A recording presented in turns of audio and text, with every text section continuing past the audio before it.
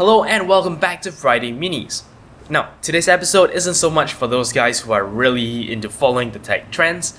This is for the rest of us who are slightly lagging behind. For me in particular, I've been quite late to the entire USB 3.0 party.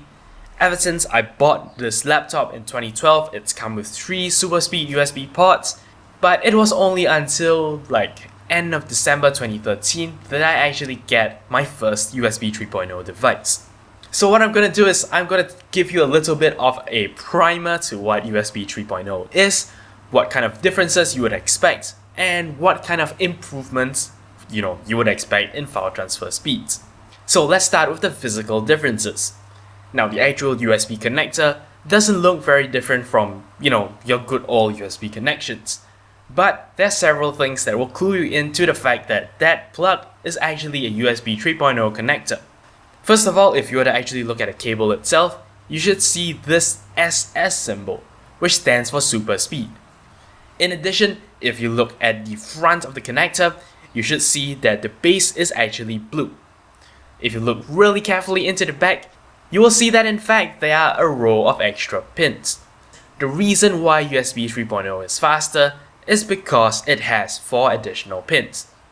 The form factor of this kind of connector, incidentally this connector is called USB-A, the form factor of the USB-A connector actually lends itself to adding in these extra pins without changing its shape at all. And what this means is this gives you backwards compatibility in the sense that plugging a USB 3.0 device into a USB 2 socket will still actually allow the device to work. Unfortunately, it will only use up to the USB 2 speeds. Unfortunately, some other connectors aren't as lucky in the sense that you cannot simply add the additional connectors to the same form factor. In particular, for a micro USB port, it now looks kind of like this. Kind of misshapen in a certain way, and yet this form factor actually makes sense. The little depression you see here is actually the width and the exact same connector as your run-of-the-mill USB 2.0 micro USB connector. So what this means is if you don't have a USB 3.0 cable with you, you can still connect a USB 3 device using a micro USB 2.0 cable. It's just going to fit into half of the connector, and of course it will transfer things at the usual USB 2.0 speed.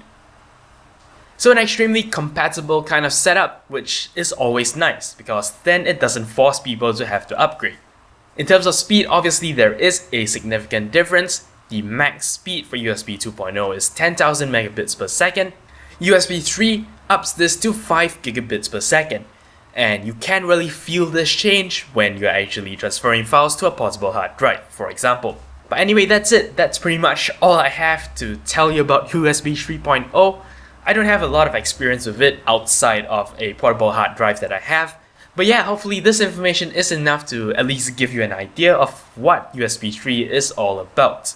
Anyway, that's it for this particular episode of Friday Minis. As always, don't forget to like, comment, favorite, subscribe, and follow me on Twitter. You're watching 0612 TV.